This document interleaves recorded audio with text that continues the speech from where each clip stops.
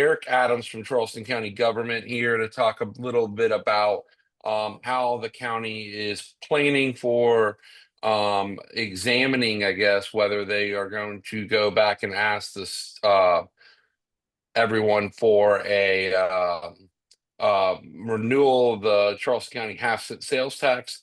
We'll get into those details in a second, but first, also just a little housekeeping from the association side. This morning we launched a silent auction for our online auction for our raising money for the Realtors Political Action Committee. So take a look in your email from that. I think we'll be dropping that in the chat in just a second. Another housekeeping item for you real quick is that we have the Q&A function at the bottom. I would encourage you to use that versus the chat, and then I can monitor that and ask Eric questions as it goes along. But you know, why are we here, and why is the Association of Realtors working through this? I would say, you know, we obviously, I think all of our polling over the last couple of years, and we did some big polling over the summer that shows that residents are viewing a decline in the quality of life over the last 3 years, and they're viewing a further decline in the quality of life for the next 3 years without much hope. And one of the biggest issue that we're finding in the polling, and I think everyone knows this, is traffic and congestion, right? And so I think we want to, as an association, try to educate everyone on what's going on, where the status of all this is, how we can work through the traffic congestion issues, get roads built. The half-cent sales tax was first passed in 2004, and then another half-cent was added in 2016.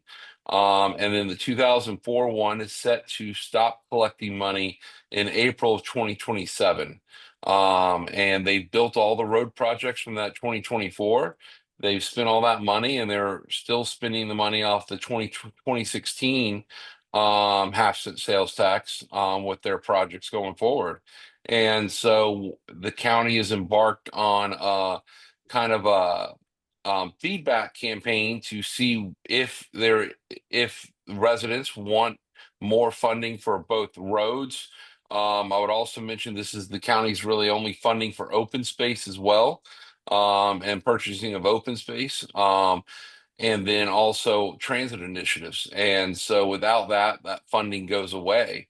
And so, Eric, I'll turn it over to you to kind of take us through what the county's thinking about, what you guys are thinking about, how you're taking input, and working through all of that. Well, thank you, Mr. Castle. I think you've done most of my job for me. So excellent opening there. My name's Eric Adams. I'm the Public Works Director for Charleston County Government. So I've got a quick slide presentation I'll run through. I'm going to share my screen here, and here we go. You should be able to see that now. So feel free to, if you want to stop as we go, Mr. Castle, feel free, happy to do that. But kind of want to cover, you know, why we're here, what we've learned from the county's perspective, what's changing, and kind of a call to action moving forward. So really, you know, we've got this title slide, "The Future is in Our Hands," and that's kind of why we're here to talk today. Sorry about that. So over the last 20 years, the county's been operating the transportation sales tax program, and we really stand at a crossroads now. And when I say we, I mean the citizens of Charleston County. So do we want to extend this sales tax, or do we not? And I think, you know, it's really, as you mentioned, quality of life, you know, growing. We know that Charleston County is growing, and we know that quality of life is a factor. So in September of this year, County Council formed a special committee to discuss the extension in public so that a plan can be developed with public input, that being stakeholder groups, but also municipal groups, really trying to listen to what does the community want and what does the community want to see, and then develop a plan based on that can be transparent and trusted. So what we know, or what we've learned, is about a little over $4.5 billion has been committed to infrastructure improvements through the 2004 and 2016 sales tax referendums. we've got the breakdown here into different, what we refer to as investment categories. So the Greenbelt program, roadway infrastructure. So that would include bike ped, widenings, intersections, those types of things. And then public transit, which would be CARTA, and also the Low Country Rapid Transit Project. So we've got the percentages there of what was funded in 2004 and in 2016. That's just to give you some historical context of how the funding was distributed. It doesn't mean that an extension would mirror those percentages. That's some of the input that we're looking for. What would the community like to see? Would you like to see more in green space? Would you like to see more in transit and so forth? So that's some of the input that we're looking for, because we really wanted to begin with the end in mind, meaning when we get to the end of this, if it goes forward in 25 years, we want to make sure we accomplish what we set out to.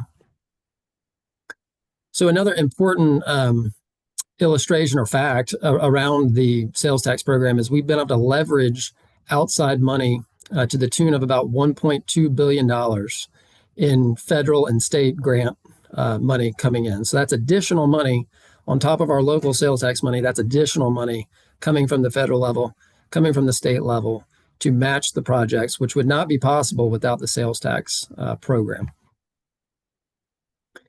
So an interesting fact that we'd like to get out there is nearly half of the revenue that comes in is from outside of Charleston County residents. So whether that be tourists coming in or commuters coming from outside of the county and purchasing things inside of Charleston County. And then also the grant money that's been obtained, contributing to that revenue as well. Some of the statistics around what's been accomplished. I'm not going to get into these in a lot of depth, but you can see the 895 miles of resurfacing and road paving, 49 miles of bike and ped, 69 intersections. One thing we highlight there is our pavement condition. I know our roads aren't in great shape. They could stand to be much better. But for comparison's sake, Charleston County's good roads are 73% better on average than other counties in the state of South Carolina. And that's a direct relation to the investment that the sales tax program has made over the last 20 years into resurfacing, repaving of roads. So just try to keep that in context. Some of the major projects that have been accomplished that you may be familiar with, Johnny Dodds Boulevard in Mount Pleasant, Palmetto Commerce Interchange, a new road in North Charleston, Bees Ferry Road widening in West Ashley, Glen McConnell widening, Harborview Road on James Island, Camp and Folly. And most of those roads have one thing in common, and that is that they're state-owned. So the state of South Carolina owns those roads. So these are fixes that have been implemented by the county that are really the state level ownership and responsibility. Now, in the state's defense, the state DOT has the fourth largest highway network system in the nation, and we're one of the smaller states. They also are funded. And not only that, I think, Eric, DOT's also pretty much said, I think anyone who drives 26 and 95 knows those roads need help too. And the state's pretty much said, hey, all of our money that's not the gas tax, which is for like repaving, only is getting geared toward the interstates because they're such big projects.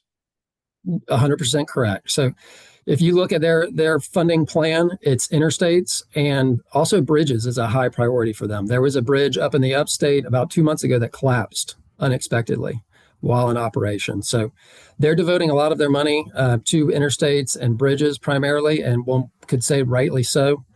But the point of that is they're probably not, or they're not, they don't have a program to come here and address congestion issues that we see here locally, whether that be on intersections and so forth. So the transportation sales tax is a mechanism that we have locally to fill the gap in need around mobility in general. So whether that's traffic congestion, bike ped improvement, transit, and then also preservation of green space.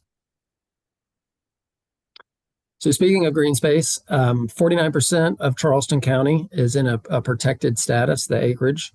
As far as county goes, that ranks second in the state out of all counties. The Greenbelt program has been extremely successful. Speaking on transit, CARTA has been able to upgrade their fleet significantly, 125 new vehicles, improve bus stop shelters and so forth, improve route frequency. And also very important is the Low Country Rapid Transit Project, which is regionally a transformative type of project where the bus will be able to operate from the fairgrounds area up in North Charleston, Ladson area to downtown Charleston, with the majority of that being in its own dedicated lane. So the bus rapid transit would operate outside of traffic flow. Therefore, And go And ahead. Eric, for this purpose, for us as an association, we've been really focused on low country rapid transit as well, because we view it as a big way to try to create more housing for middle income residents. So we just, for everyone know, we put out a new study at charlestonmissingmiddle.com to talk about how to create more housing up along that LCRT corridor. And working through that with North Charleston's now taking on a rezoning for that area as well. And so I think, though, to me, the move, making sure you fund public transit, directly correlates to creating more housing affordability for that corridor as you go through that. So I just wanted to make the tie for our members what we've been talking about over the last couple of years on missing middle housing with this. Absolutely, good point. So we've also seen with CARTA service miles increase, passenger trips drastically increasing over that this 20-year period that the sales tax has been in place, and allowed CARTA to continue to operate and be financially viable. So what's changing? And I know you all as realtors are keenly aware of this. From 2004 to 2025, a 33% increase in population. So about 110,000 additional residents just in Charleston County. So that's not including Berkeley and Dorchester. So vehicle registration since 2008 up 41.5%. So more vehicles being registered. And then what do we expect to see over the next 10 years just in Charleston County? 42,000 increase in population. So we know more people means more vehicles on the road. So moving forward, what the county is working on, as I mentioned, the county council's formed a special committee to discuss this in open setting and debate moving forward and consideration of the extension. They haven't set their made the final decision if this is going to go forward. They really want to hear from the community. They want to get the input. We're conducting the listening sessions now in October, November timeframe into December, trying to understand and compile all that input and then take that back to county council in the spring of this year to kind of brief them on what we're hearing and continue to develop the framework of the plan. And again, this would, if it does move forward, this would be a referendum on the ballot in November of 2026. So we estimate that over the 25-year program to raise the sales tax would raise $4.25 billion. And what we're kind of initially looking for some feedback from citizens is the investment category. So Greenbelt program could be, protection of land, but we've also heard a little bit about waterway access. So is that important? Preserving land next to water, bike and pedestrian improvements. And then Eric, I think on Greenbelt, some of the other things I'm hearing that you're looking at feedback on is public versus private ownership with the protection of that land as well, right? Like what the balance should be between just conservation easements, which make the dollar go further, or outright public buying the land so it's public access, because y'all have done a mix of that in the past. Right. That's something that council has been discussing at their sessions, at their most recent meeting, actually. And it's something we're looking for input on from the public and from municipalities. How would they like to see that moving forward? So yeah, that's open for discussion right now. And what should that look like if there is an extension? What does the public think that should look like? We've also broken out bike and pedestrian improvements into its own specific kind of funding category to address gaps or known safety concerns. Transit, as we've had in the past, and then roadways. We've got different improving pavements, which we kind of discussed already, rural road safety. Should there be an allocation set aside for intersection improvements only? That would be every year, so we could address changing needs. So what's needed now may not be what's needed in 5 to 10 years.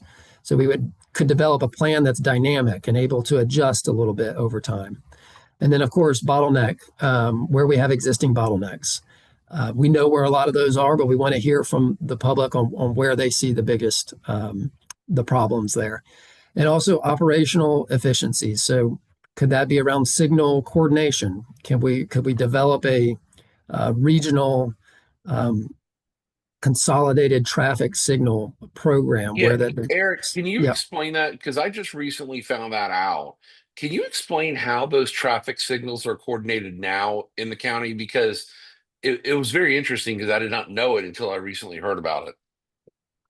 Sure. Most of the roads, as I mentioned, over half of the roads in the county and your primary routes are all state owned.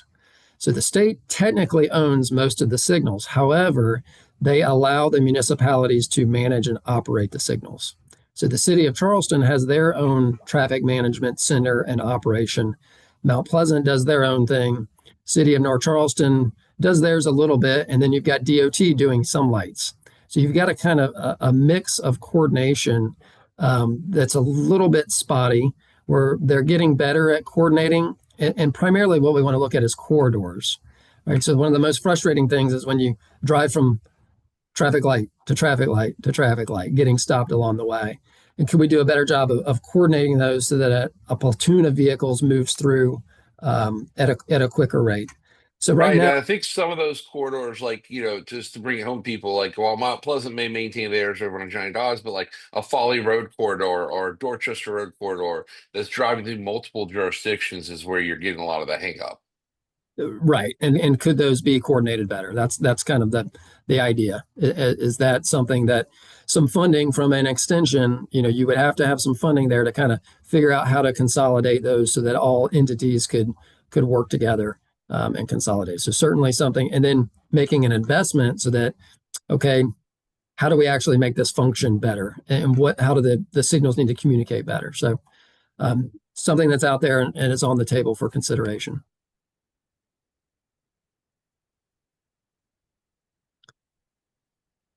Oops. Okay. So call to action, getting involved. We've got a online questionnaire or survey. We would encourage all of you to fill out, share with anyone in your network that is interested to provide us more input. We've got meetings and workshops. We got one tonight coming up in Park Circle. We've got an email address there and also our website at charlestontransportation.com where you can stay up to date. And then finally here, we've got a QR code that'll take you directly to that survey. And some of the questions we've thrown out there to municipalities, but to the public in general, is what have been successes and challenges? What could we do better? What have you liked to see of these investment categories in specific areas of the county? Mount Pleasant may have different needs than City of North Charleston. So we're trying to listen to those, and how could we develop a dynamic plan around that? And is there anything that we're not thinking of that should be added? So really with that, that's all I've got as far as presentation. And Yeah, I've got a couple questions, Eric, for you. One come in, and I think you're talking about this is how is the county doing it different this time, engaging different groups, things like that. And I think that's what y'all are taking the time to do here. You're probably meeting with a bunch of community groups, you're going out to the public, holding these listening sessions, gathering that input to try to bring everyone together in behind a plan that the county can put together to put on the ballot to the citizens. that's exactly right. So a new approach where we're actually going to every municipality, where any stakeholder group that would like us to speak, come to those stakeholder groups, hold public meetings, take all that input and take it back to county council and develop the plan in a transparent way that the public can trust. So one of the things, just to be frank with you, that we hear, that we know is out there is trust, and there's this sentiment of not trusting the county. Well, what I would say to that is, well, help us develop a plan that you can trust. So, what parameters in the plan need to be there that would enable you to trust the plan and be part of that process? Tell us what those things would be. so that they can be incorporated into the plan. Yeah. And so for the, and I would say that you guys are talking about, um, the plan to get it on the ballot because that's what the county's responsible for doing. I've had a question coming in about, well, getting it passed at the referendum. That's not the county can't be involved in that. The county's putting out information and education around it. And then to answer the question though that's coming in is there's a lot of business community groups now starting to organize and work together to on the campaign side to figure out how to move forward on that as well. And anyone that has more questions can reach out to me on that as well. I've been in a lot of meetings on that and lately. But I just wanted to point out the county's job is to kind of put together a plan and the education component about what is in the referendum and not actually get it passed to the ballot the way the government's structured. That's right. So we want to talk about what has been accomplished, but also what could be accomplished, and then county staffs, based on what county council wants to see, is to develop that plan. And when I say the plan, it doesn't mean the plan to just leading up to November. That's the plan over 25 years. How do we implement? How are these projects carried out? Do we start them all? Do we borrow money up front and expedite the projects? Is that something? I know we want improvements sooner, but we have to develop a financial plan to be able to implement that. Kind of as I mentioned too about that intersection or recurring funding program, that would be part of what staff develops. So not really focused on November passing necessarily referendum. We're not advocating, we're educating, and we're developing the nuts and bolts of what county council wants to see, ultimately what the public wants to see in that. Eric, are there bigger road projects that have come to light or that y'all had on the long-term funding, transportation plan that may be funded with this? Like, are there road widenings or other things like that you've already highlighted as probably part of the plan? Or is it really kind of a blank slate? Definitely a blank slate, wide open. Now we're aware, we're working closely with the BCD COG, who is our regional transportation planners. So they have a transportation plan and have data around that. And what we plan to do is, based on the public input, bring that back and kind of overlay that with some of the statistics where we know there's accidents, where we know there's network unreliability, meaning there's traffic there consistently, and kind of overlay those two things and kind of put together a candidate list for council's consideration. Ultimately, there's going to be more needs than there is funding. That's just, we know that's going to be the bottom line. There's more to do than even this extension could fund. So council's going to have to do a little trade-off analysis. So if you want to see more in green belts, that means you're going to see less in the other areas. If you want to see these types of projects or these projects, that may mean less for pavement condition. If you want to see better pavements, that may less for road widening type of projects. So there's going to have to be a trade-off analysis that is done. And just to be clear, because the last referendum became about this too, is like 526 extension is not on the plate in this referendum at all. Correct. The county has unwound our agreement with the State Infrastructure Bank. So from the county's perspective, extension of Mark Clark is not in consideration. And then also a lot of talk and discussion. I think people are mixing a lot of this together. The 526 widening project is just for the existing 526. And I think some people tie that into the extension somehow, but that's also already funded by DOT as well, right? Right. So that's a DOT project. I believe they call it the Low Country Corridor, and that's from Long Point Road, the port exit, around 526 to Glen McConnell in West Ashley. And that would include addressing the interchange at 526 and 26. And yes, Right. And so that's that's a separate project too. I'm just trying to divide these out because transportation funding gets complicated, right? You get money from the feds, you get money from the state does projects, right? And then you guys do projects. And so I'm just trying to help everyone kind of divide up what those projects are and where that money comes from. Yeah, and I think last I heard that DOT's number on that, so that would be widening from 4 lanes to 6 lanes with intersections, but it's like 4 billion ish dollars for that over the life of that project. So that's probably going to be the primary investment, maybe, that we see from DOT, right, from the state. They're going to be focused on that. They're not going to be focused on, improving intersections or widening, roads here locally. One question came in about, is the county considering less than 25 years is the length of term? Berkeley I think did 7. I think Dorchester last time did 15. And so are they looking at less than 25, or are they pretty much sticking on the 25 years? So anything's open right now. So council's considering that. So there are some positives to the 25-year program in that from a financial side, you're able to borrow money up front and be able to pay that back and develop a financial plan that's a little more sound over a 25 period than you are a shorter period. Because unfortunately, the design and permitting process of major infrastructure projects is more lengthy than the construction. So I mean, we're seeing 7, 8, 9 years. 7 years is a quick turnaround these days with all the permitting and utility coordination and right of way acquisition that has to go into these projects. So a shorter term doesn't allow as much bonding capacity to do as much in the near term than a longer term would allow you, if that makes sense. But to your point, Mhm. I think county council is not set. They could certainly consider a shorter term. And then what are you guys doing?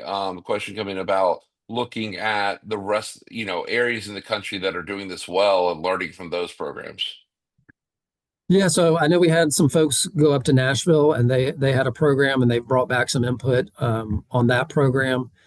We've got some folks that are going down to Jacksonville area that are looking at their signal coordination system. Um, One thing I'll say, our Public Works Department was recently accredited from a National American Public Works Association, making sure that our project delivery methods are the best practices of the industry. So we're certainly open to feedback and learning from other entities as we develop this. All right. Well, Eric, I want to thank you, and people can go here for the questionnaire. And also, you're still holding public outreach meetings as well. And so they can follow that at the Charles County Facebook page and website as well, right? Yes, sir. We've got one tonight, 6:30 in Park Circle. If anybody's interested to come out to that. Okay. And obviously keep us updated and everyone updated. I always think these great public meetings, like tonight in Park Circle or the other ones they have coming up, or this questionnaire is a great opportunity to touch base, our members touch base with their past clients and say, hey, you live in Park Circle, I told you a house there, I know you live there, they're having this meeting tonight. You should go out and, it's a good way to put your opinion in. It's a good way for our members to keep touching base with their past clients, letting them know what's going on in their community. And so I always look at those public meetings as a great opportunity for do that and help spread that message with that. But I would encourage everyone here to send this questionnaire around your office. We'll put this out to the members afterwards in the next day or so, this webinar, and allow everyone else to do it. So please talk it up around your office on how people can get involved and learn more about what's going on right now. And then, Eric, I guess the last question I would ask, because it seems to be sucking up a lot of the auction, and I don't know what you can and can't say about the deliberation of it, but Mayor Cogswell has been pushing um, what some might call a seawall. I call it a lower battery extension wall that creates a linear park around the peninsula of Charleston for the entire community to enjoy. But that's been a big question mark about whether to be included or not. I guess that's still kind of under discussion. Yes, I mean, at this point, all ideas are on the table. Now, I'll say, we do have to comply with state law around implementing of the sales tax. So, what the Department of Revenue at the state level determines what projects or what expenditures are eligible. So that project would be one. The funding is for transportation or drainage projects there too. So, is it eligible? That would need to be a determination, and then county council would then consider that at some point for inclusion or not on the referendum. Awesome. Thanks for updating everyone on that. As I haven't really seen any other question mark kind of like that of what to include and what not to include. So I just want to kind of address the big one, which is the 526 extension, and then the lower battery extension stuff. Yeah, I Thank will you say, very much. Yeah, go ahead. yeah, no, we do hear a lot about flooding, and this transportation sales tax can't be used for drainage infrastructure, isolated drainage infrastructure. But it could, we think, it could potentially be used for raising of roads that overtop due to tidal flooding or storm surge flooding, because at that point it does create, like Long Point Road in Mount Pleasant, for example. When that's impassable, it does create a traffic problem where people have to reroute and a safety problem. So that those are things that are on the table for consideration. Great. Thank you. And, and thank you for being on today. And thank you for taking the time. Appreciate the work you're doing here.